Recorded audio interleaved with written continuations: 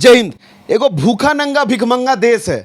हम लोग जब भी सोचते हैं कि भाईचारा निभाया जाए और सब कुछ भूल जाए, तभी ये लोग एक ऐसा दोगलापन दिखा देता है कि भारतीय सेना और भारत के प्रधानमंत्री को सोचना पड़ जाता है कि अब कुछ ना कुछ रास्ता निकालना पड़ेगा। ऐसे ही एक घटना हुई है कश्मीर के पहलगाम में, जहां पे 28 लोगों को मार दिया जाता है धर्म के आधार पे।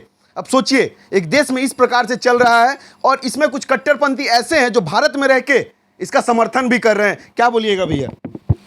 देखिए, अब जो हालात भारत में है वो हालात ऐसे हैं कि पड़ोसी देश पाकिस्तान से आतंकवादी ट्रेनिंग लेकर भारत में आता है और भारत के लोगों को धर्म पूछ पूछ कर पुरुषों को मारता है और महिलाओं को ये बोलता है कि जाकर अपने मोदी को बता देना कि कैसे मारे हैं।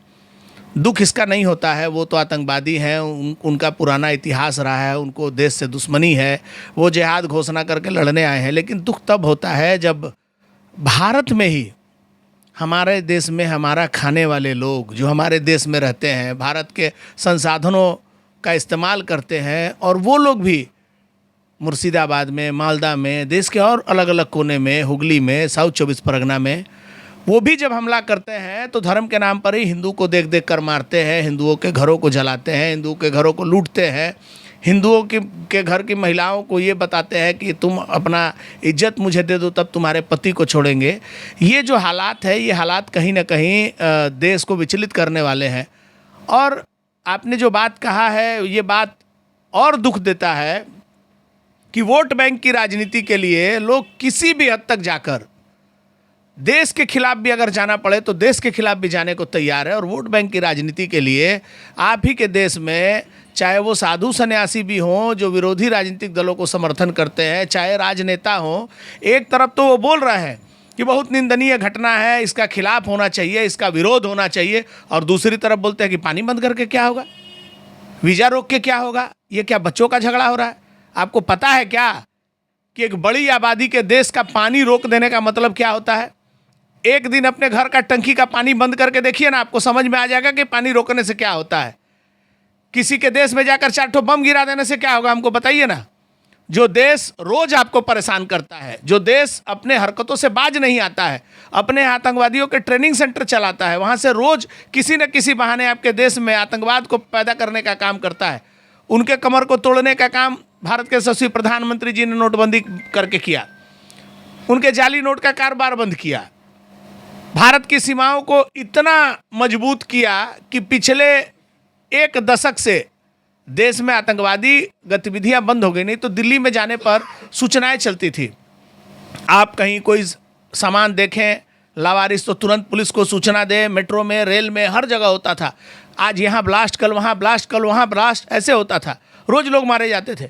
लेकिन आज राष्ट्रवादी राजनीतिक दल की सरकार होने के बाद देश में आतंकवादी घटनाओं पर अंकुश लगा है। लेकिन ये बात भी ठीक है कि इन आतंकवादियों के जड़ से को हिलाने के लिए मोदी जी ने जो प्रयास किया, तो इनका प्रयास हमेशा रहता है देश में कुछ बड़ा करे। जब इसी तरह का घटना पुलवामा में हुआ तो उसका जब जवाब देने के लिए भारत की सरकार, भारत की सेना ने जब जवाब दिया, तो हमारे ही देश के राजनेताओं ने कहा कि ये एक सजाई हुई घटना है, ये मोदी जी ने खुद करवाया है।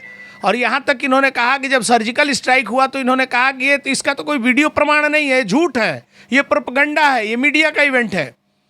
ऐसे लोग जो आपके देश में रहते हैं, जो देश के लिए बड़ी बड़ी बातें करते हैं, ऐसे लोग जो बताते हैं कि हमारा परिवार शहीद हो गया, हमने देश के स्वतंत्रता संग्राम में बड़ी भूमिका निभाई, ऐसे लोग भी वोट बैंक की राजनीति के लिए जब देश पर खतरा आता है तब भी देश का मजाक उड़ाते हैं। ऐसे लोगों से देश को सजग रहने का आवश्यकता है, ऐसे लोगों को सबक सिखाने की ज़रूरत है। और जब देश पर आफत विपद आए तो सबको एक होकर दुश्मन से लड़ना चाहिए, नहीं कि देश का पोल पट्टा खोलना चाहिए। हमारे देश में क्या कमियां हैं वो बताना चाहिए। आज भारत सरकार ने एडवाइजरी जारी करके मीडिया के लोगों से भी कहा है, अपील की है कि हमारे देश में हम कुछ बड़ा करने जा रहे हैं, अपने दुश्मनों को सबक सिखाने जा रहे हैं। ऐसे में आप कोई ऐसा प्रदर्शन नहीं करें, ऐसा कुछ नहीं दिखाएं जिससे हमारा कोई लोकेशन, हमारा कोई प्लानिंग दुश्मन देश के पास जाए। लेकिन आप किसको, मीडिया को तो रोक लेंगे, लेकिन आपके देश के राजनेताओं को कहाँ से रोकेंगे? इसमें 26/11 का भी जिक्र किया गया था। निश्चित तौर पर आपको समझना होगा, आपके देश में ही आपके इतने दुश्मन हैं कि आपको बाहर से दुश्मन लाने की ज़रूरत नहीं है। आपके देश में राजनीति करने वाले लोग कोई चीन का दलाल बन के बैठा है। कुछ दिन पहले आपके देश में जितने उपद्रव हुए, चाहे बांग्लादेश की घटना हो, चाहे मणिपुर की घटना हो, आपको पता है ना किस तरीके से अमेरिका की पिछली सरकार ने आपके देश में टेरर फंडिंग करके किस तरीके से देश को अस्थिर करने का काम किया। अमेरिका के नए राष्ट्रपति, नवनिर्वाचित राष्ट्रपति ने इस पूरे मामले का पोल पट्टा खुला और पूरा विषय जांच चल रहा है। बहुत जल्दी आपके सामने आएगा कि किस तरीके से डीप स्टेट के नाम पर आपके देश में क्या क्या किया गया। ये सारी बातें दुनिया के सामने आ रही हैं और आज भारत का पक्ष इतना मजबूत हुआ है कि आज अमेरिका हो, रूस हो, इजराइल हो, सारे के सारे देश, यहाँ तक कि मुसलमानों के नाम पर छाती पीटने वाले लोगों को इस बात का भी दुख है कि सऊदी अरब के लोगों ने भी, वहाँ की सरकार ने भी भारत का साथ देने का वादा किया और कहा है कि भारत का इतिहास, भारत की सभ्यता, संस्कृति इस्लाम धर्म और पाकिस्तान से पहले का है। ऐसी बात जो लोग पढ़े लिखे हैं, जो समझदार हैं, वो करते हैं। लेकिन ये भिखमंगे लोग जिनका कोई औकात नहीं है, आपको पता है ना, ये जो बार बार सिंधु जल समझौता की बात हो रही है, आपको पता है किस स्थिति में सिंधु जल समझौता हुआ था और क्या हुआ था। नेहरू जी को प्रधानमंत्री बनना था, किसी भी कीमत पर प्रधानमंत्री बन गए, देश का बंटवारा हो गया। जिन्ना ने बड़ा प्रयास किया, पानी की व्यवस्था गड़बड़ थी, जिन्ना के कहने पर तब तो स्थितियां नहीं बदली, लेकिन उसके बाद के जो प्रधानमंत्री आए उन्होंने नेहरू जी को समझाया कि हमारे देश को कुछ पानी की ज़रूरत है, आप ऐसे ऐसे मदद करिए, इन नदियों का पानी हमको दे दीजिए तो हमारे देश का कल्याण हो जाएगा और हम कश्मीर का मामला सुलझा देंगे। पानी तो मिल गया, लेकिन कश्मीर का मामला सुलझा नहीं और उलझ गया। हर बार पूरे पाकिस्तान का समस्या कश्मीर है। अब आप बताइए, आप हमारे देश से जाने वाले संसाधन का इस्तेमाल करेंगे, हमारे भीख पर जिएंगे, भारत का विरोध करने के नाम पर विदेशों से चंदा लेकर, भीख लेकर भारत से लड़ने का काम करते हैं। आपका औकात भारत के सामने 1 घंटा टिकने का नहीं है। 1 घंटा किसी भी मामले में, किसी भी मामले में आप भारत के सामने 1 घंटा टिकने की आपकी औकात नहीं है।